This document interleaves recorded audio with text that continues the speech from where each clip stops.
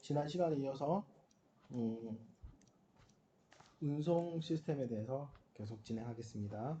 자, 지난번에 얘기했던 운송 시스템에 관한 얘기와 이번 시간에 국제 복합 운송 시스템의 유형들을 살펴보겠습니다. 일단 철도 복합 운송 방식 한번 볼게요. 그래서 이번 시간에는 운송 국제 복합 운송 시스템의 유형도 살펴보고 그 다음에 각각의 국가들이 가지고 있는 규제들이라든지 운송에서의 어떤 특별한 이슈들을 좀 다뤄볼 거예요. 자, 철도 복합 운송 방식. 이거는 말 그대로 접근하시면 돼요. 철도와 그 다음에 트럭을 활용해서 복합 운송하는 방식이죠. 우리가 복합을 한다는 거는 두 운송 방식의 장점들을 적용하겠다는 거예요. 그래서 트럭이 가지는 장점들, 그 다음에 철도 운송이 가지는 장점들을 활용해서 운송 비용을 최소화하고 운송의 리드 타임을 줄이는 그런 전략을 쓰겠다는 거죠. 그래서 트럭이 가지고 있는 어떤 기동성, 그 다음에 철도의 대량 운송 시스템을 이용해서 철도하고 도로를 겸용으로 운영하게 되면 이것도 역시 운송에서의 이점을 가질 수 있다는 거죠. 그 다음에 해상 복합 운송 마찬가지입니다. 해상 복합 운송도 해륙, 그 다음에 해공, 그죠? 바다와 레일을 이용한 거, 그 다음에 바다와 그 다음에 항공 운송을 복합한 거, 이런 형태라 보면 되죠. 그래서 가장 일반적으로 국제 무역에서 제일 많이 사용하는 방식이 해륙이라 보시면 돼요. 그래서 여기서 뭐 경우에 따라서는 해상 운송 방식하고 철도, 그 다음 또 하나는 해상 운송 방식하고 그 다음에 도로, 이런 식으로 이용하는 방식이죠. 그 다음에 해공도 뭐 아주 많은 구조는 아니지만 이게 항공 운송 방식의 장점이 있죠. 얘는 신속성이잖아요. 속도가 빠르다, 신속하다 하는 장점을 살려서 해상 운송과 섞는 방법들이 있죠. 그리고 특히나 국제 무역에서 이 컨테이너를 활용한 해상 운송 방식이요. 해상 운송 방식은 생각보다 되게 많이 광범위하게 사용되고 가장 많이 사용하는 방식이라고 봐도 돼요. 그래서 이게 대부분을 차지한다. 그리고 그다음에 철도를 이용한 해륙 복합 일괄 수송도 있죠. 그래서 이게 과거에는 도로가 많은 인프라가 갖춰지기 전에는 그다음에 해륙하고 그다음에 철도를 활용해서 많이 사용했었어요. 대표적인 나라들이 미국, 철도 시스템 잘 돼 있는 나라죠. 유럽도 마찬가지죠. 그리고 뭐 중국도 마찬가지. 우리나라도 뭐 나름 인프라가 잘 갖춰진 나라에 해당돼요. 그래서 뭐 향후에 어떻게 될지 잘 모르겠지만 우리나라가 가지는 장점 중에 하나가 반도국이잖아요. 이렇게 해서 반도국이니까 여기는 해양 시스템이 되고 해양, 여기는 대륙이잖아요. 그래서 사실 우리 대륙 중에 제일 큰 대륙이 유라시아 대륙이란 말이에요. 유라시아 대륙. 음, 유럽이랑 아시아가 합쳐진 제일 큰 대륙이잖아요. 그래서 여기 앞에는 해양에서 태평양을 끼고 있는 거죠. 그래서 태평양에서는 해상 수송과 그 다음에 육로를 통한 이렇게 대륙으로 이동되어가는 이런 수송들이 가능하게 될 것이다. 향후에 뭐 통일이 된다면 예, 철도를 활용해서 이 대륙을 연결할 수 있는 어떤 그 운송의 허브 역할을 할 수 있다, 이런 거죠. 만약에 뭐 북극의 빙하가 녹아서 북극해까지 열린다고 하면 대서양하고 태평양 연결되는 거죠.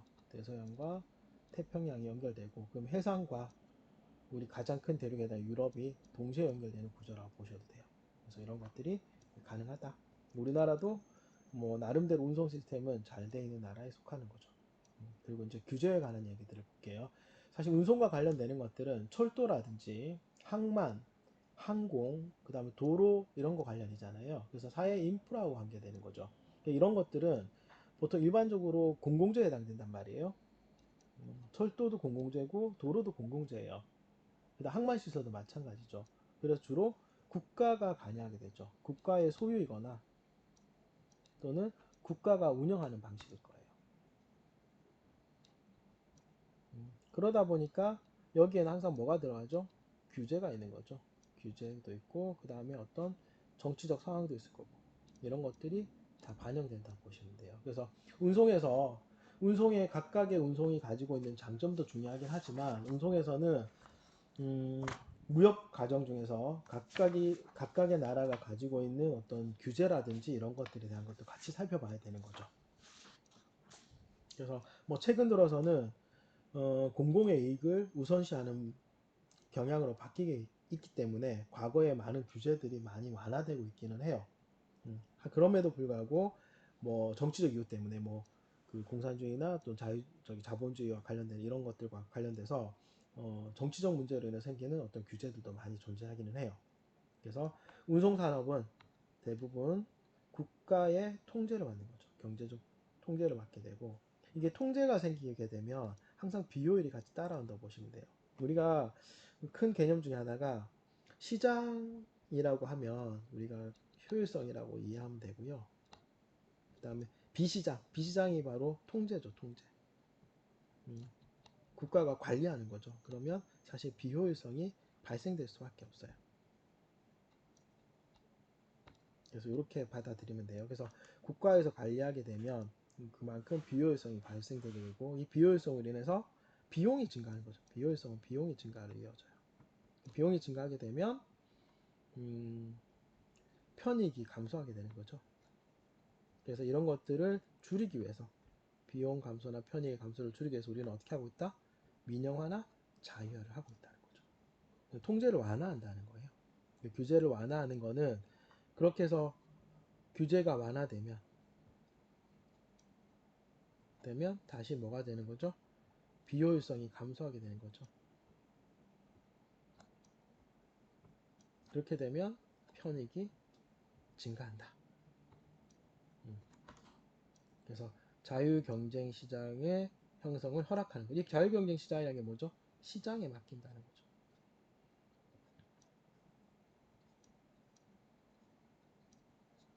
그러면 효율적으로 바뀔 거라는 겁니다.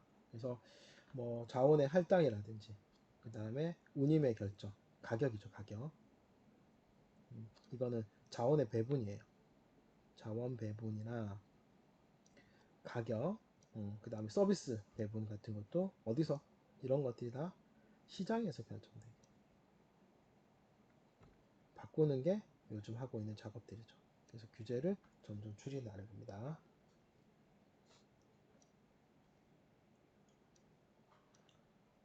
그래서 운송 산업의 초창기에는 막대한 돈이 들어가기 때문에 투자 규모가 크죠. 그래서 정부에서 관리할 수밖에 없었죠. 정부 재정이 상당히 많이 작용이 돼요. 그러다 보니까 이 재정으로 인해서 정부가 독점하는 상황이 오고 독점하면 뭐가 증가한다고요? 비효율성이 증가해요. 그래서 얘를 선진국에서는 자유화를 하는 거죠. 자유화. 자유화는 시장에 맡긴다는 얘기예요.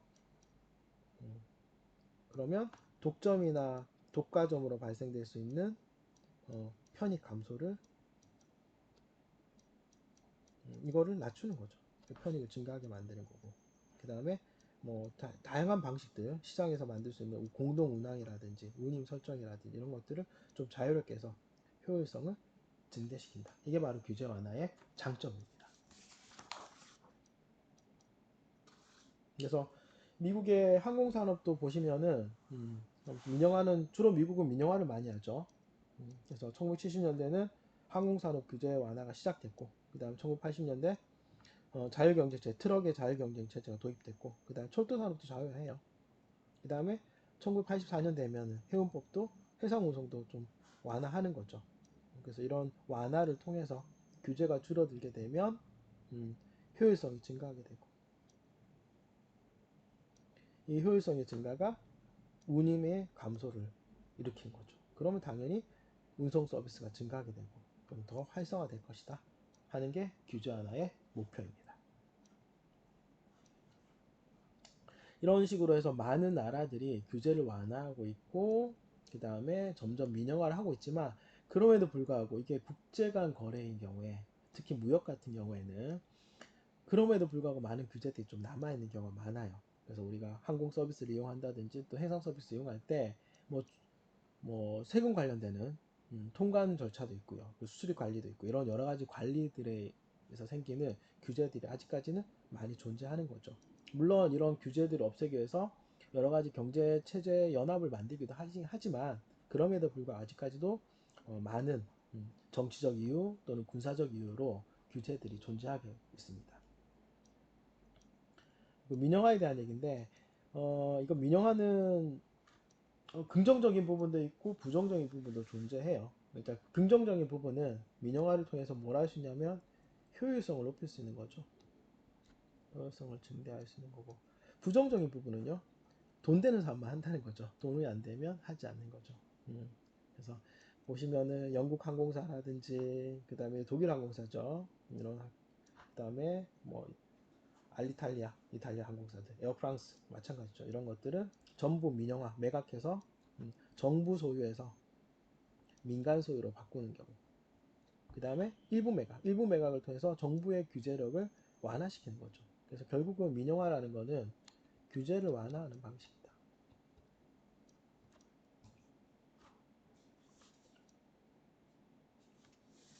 그래서 민영화의 동기는요, 독점, 정부의 독점 또는 과점으로 인해서 발생되는 고비용 저효율 현상을 뭘로 바꾸는 거다? 효율적인 구조로 바꾸는 거죠.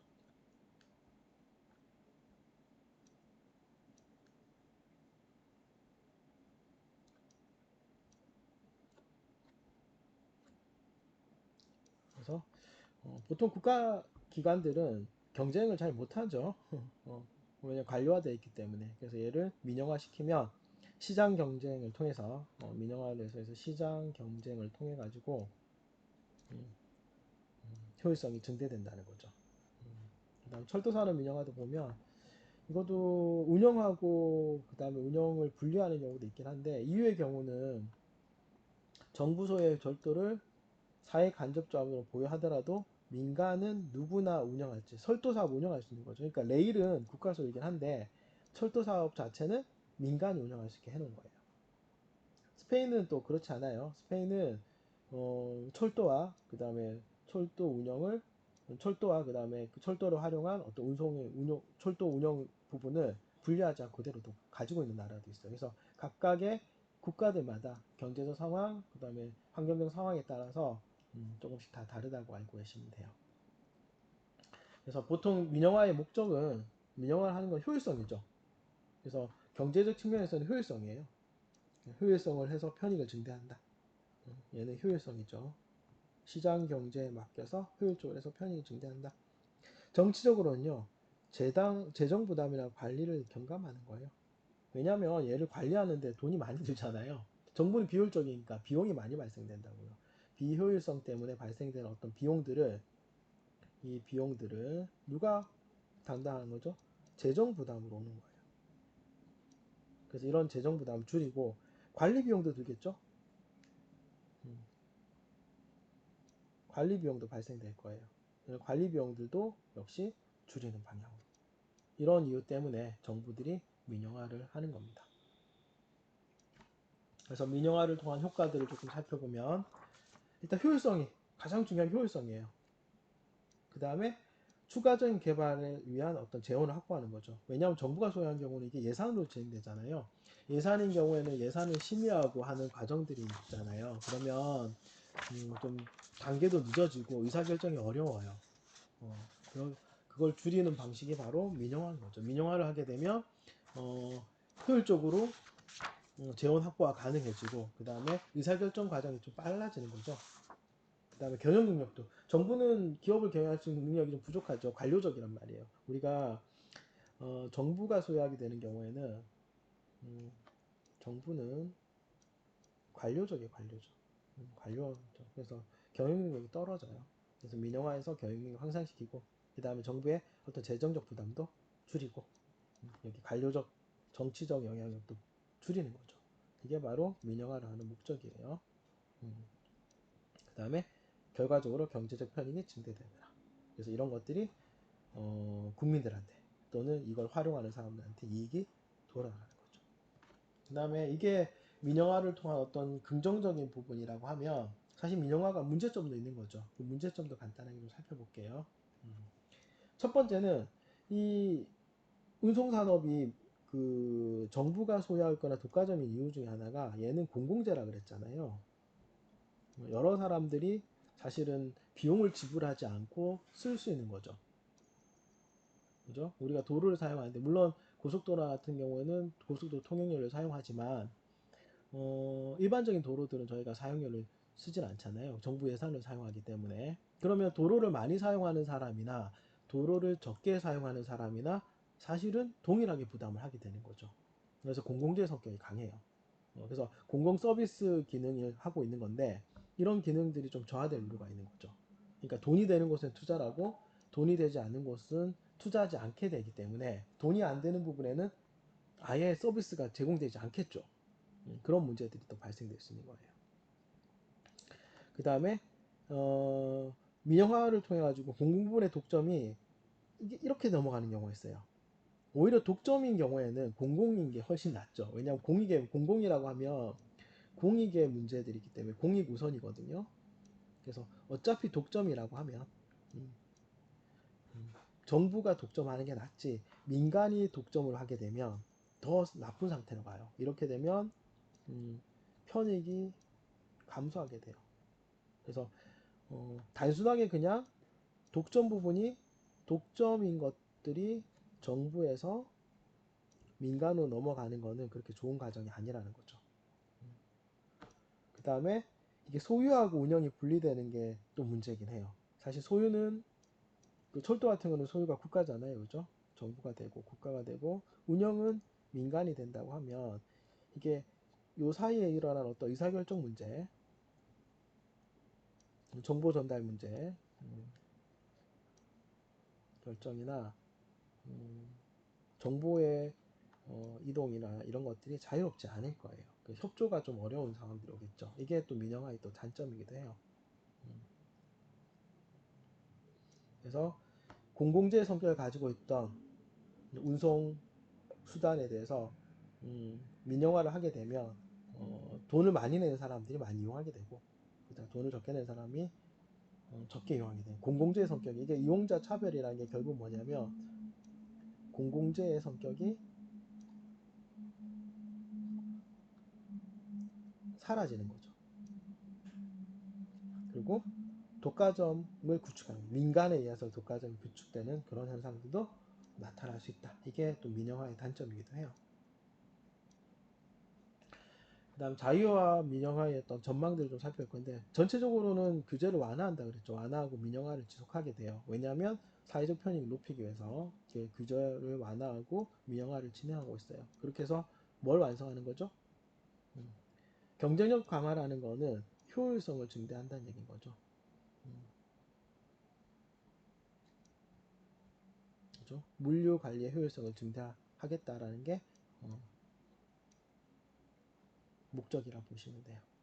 그래서 뭐 개별 국가나 국가 공동체에서 좀 자유화를 하다 보면 효율성이 증대될 것이다. 그 다음에 뭐 운송권이나 이런 것들에 대한 것들도 있을 거고요. 그래서 자유라고 해서 또 모든 규제를 없애는 건 아니에요. 왜냐 국가 간 거래들이 있으니까. 그래서 규제의 어떤 초점을 좀 바꾸는 걸 보시면 되죠. 그 다음에 민영화 되더라도 이거 통제권은 항상 행사하죠. 우리가 자유롭게 이동할 수 있는 건 아니에요. 국가 간 거래이기 때문에 뭐 통관 절차도 있는 거고 국가에서 뭐 여러 가지 정치적 이유도 있는 거고 그래서 이런 부분들이 좀 한계가 있는 것도 있죠. 그래서 이런 것들이 뭐 향후에 좀 더 잘 처리됐으면 참 좋겠지만 이유나 이런 경우는 되게 자유롭게 움직이잖아요. 이유 같은 경우에는 철도 같은 경우에도 국가 간 이동이 되게 자유롭죠. 도로도 마찬가지고요. 그런 경우가 아닌 경우에는 약간의 통제권도 있을 수 있다.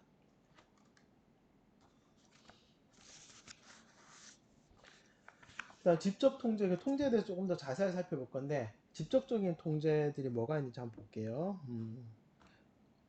국민 경제에서 운송 산업이 차지하는 부분이 되게 커요. 국가 입장에서는. 그래서 정부가 직접 소유하기도 하고 심지어 직접적으로 통제하기도 하죠. 그래서 대표적인 게 우리 철도 같은 경우도 아직까지 뭐 민영화가 우리나라도 좀 많이 됐지만 그럼에도 불구하고 국가가 어느 정도 통제를 하기 시작하죠. 항공이나 해운은 더해요. 항공사나 이런 것들은 다 일반화되어 있지만 뭐 공항이라든지 그 다음에 항구 이런 것들은 국가 소유들이 많잖아요. 국가에서 관리를 하게 된다고요. 그래서 직접적으로 소유하는 경우도 있고 상당히 많은 통제들을 하게 됩니다. 그래서 이런 운송기업에 대한 직접적인 통제나 국가의 정부의 직접적인 통제나 규제가 어떤 영향력이 있냐면 이런 문제들이 발생되죠. 이 민간에서는 가격 결정이라든지 그다음 시장 참여자들 그다음에 서비스 그다음에 고객 서비스 수준 이런 것들을 결정하게 되죠. 뭐에 따라서 통제나 규제에 따라서 통제나 규제가 커지면 뭐 가격 통제가 될 수도 있고요. 그 다음에 서비스 통제가 될 수도 있고요. 뭐 여러 가지들이 있겠죠. 통제와 규제를 가하고 있으니까 이런 부분에 다 정부의 통제와나 규제가 있다는 거죠.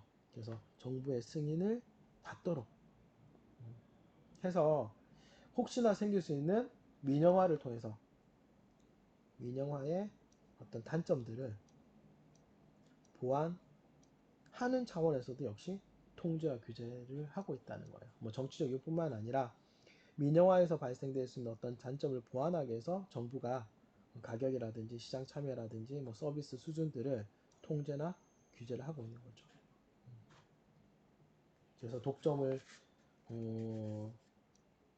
없앤다든지 또는 경쟁이 너무 심화돼서 비효율성이 또 증대되는 경우도 있거든요. 과잉 경쟁을 한다든지 이런 부분들을 좀 어느 정도 규제를 하는 거죠. 왜냐하면 운송 시스템이 만약에 이런 문제로 해서 정지되거나 망가지면 사실은 상품 시장이라든지 경제 전체가 흔들릴 수 있잖아요. 그래서 어느 정도 정부가 규제를 하고 있다는 겁니다. 민영화를 하고 있지만 그래서 어떤 가격 결정이라든지 규제들이 사실 또 이게 계륵 같은 거라 보시면 돼요.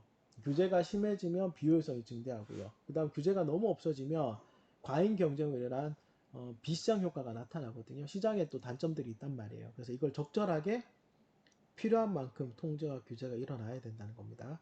그래서 어느 정도 정부가 관여하고 그 다음에 장점이 최대한 발휘될 수 있게 적절하게 자유화와 민영화를 해야 된다는 거예요. 그래서 목적은 우리가 기준이 되는 건 뭐냐면 이용자의 편익이 사용 편익이 사용이라고 씁시다.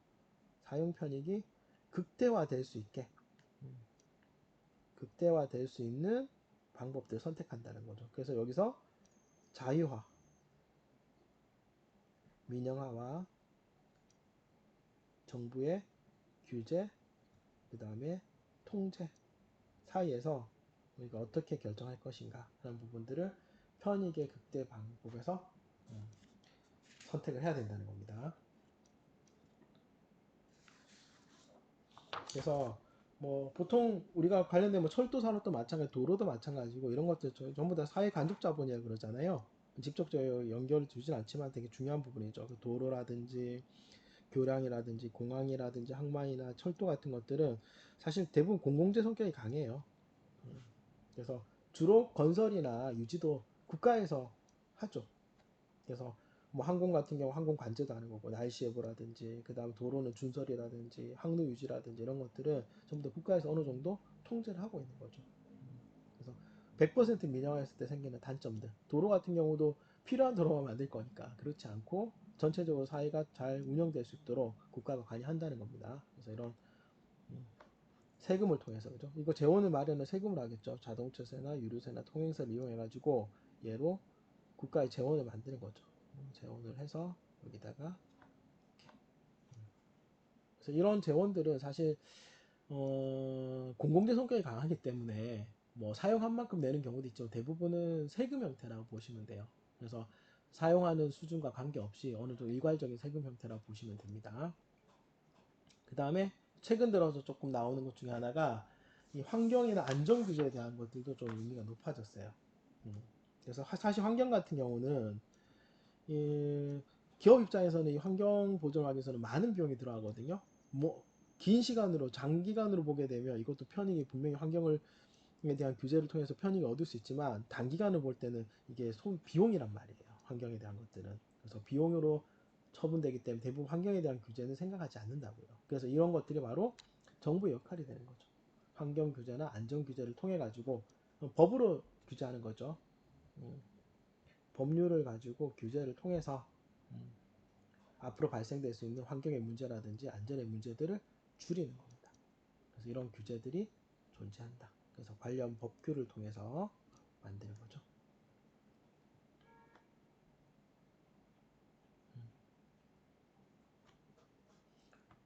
특히나 이 운송산업은요, 대부분 우리가 엔진을 사용하거나 또는 연료를 떼게 되기 때문에 결과적으로 이거 환경 문제하고는 너무나 밀접한 관계가 있어요. 그래서 환경 보전과 운송 산업은 되게 큰 영향력이 있고요. 최근 들어서 그 환경 보전과 물류 산업에 대한 어떤 상관관계와 얘네들을 해결하게 하는 방법들에 대한 많은 그 고민들도 있고, 우리가 마지막 시간에 배우게 됐지만 미래에 있는 물류 시스템에서도 꽤 중요한 요소 중에 하나가 바로 이 환경에 대한 고민이라고 보시면 돼요. 자, 그리고 안전 규제도 보시면 이게 뭐 테러들이 많이 일어나는데, 이런 테러라든지 그 다음에 어떤 뭐 환경적인 문제로 생기는 어떤 우리가 예측할 수 없었던 상황들이 문제가 되는 거죠. 그래서 사실 뭐 비행기도 마찬가지야. 비행기가 테러를 당하게 되면 거의 뭐 100% 부러지잖아요. 그래서 거의 뭐 엄청난 피해를 보게 되는데, 이런 거의 안전을 유지하는 것도 바로 정부의 역할이죠. 그래서 관련 규정이나 법률을 통해 가지고 이런 운송의 안전성, 그 다음에 앞에 살펴본 환경적인 문제, 이런 것들도 역시 정부가 할 수 있는 역할이라고 보면 돼요. 그래서 운영이나 이런 것들이 민간에 맡기더라도 공공주의 성격에 강한 것들, 그 다음에 환경적인 문제들, 그 다음에 안전에 관한 것들은 효율성보다는 사실 이게 비효율적이라도 안전한 게 좋은 거잖아요. 그죠? 그래서 효율성이 강조되다 보면 환경이나 안전 문제들은 조금 등한시될 수 있기 때문에 이런 부분에 대해서는 정부의 역할이 되게 중요한 거죠. 그래서 운전 시간에 대한 규제라든지 최대 적재량, 그 다음에 항공 관제 시스템, 이런 것들이 정부가 할 수 있는 거죠. 그래서 운송 보안에 관한 것들은 사실 이거는 민간이 할 수 없는 부분이죠. 그래서 이거는 정부의 되게 중요한 역할 중에 하나다 라고 보면 되죠. 그래서 운송에 대한 어떤 운송 시스템과 그러니까 운송하는 여러 가지 방법들, 그리고 운송 수단에 관한 것들, 그리고 추가적으로 국가의 규제들, 그 다음에 운영 방식, 이런 거에 대해서 좀 살펴봤고요. 다음 시간에는 운영 관리를 어떻게 할 거냐, 운영 시스템에 대해서 지금 알아봤기 때문에 다음 시간에는 운영 관리에 대해서 알아보도록 하겠습니다.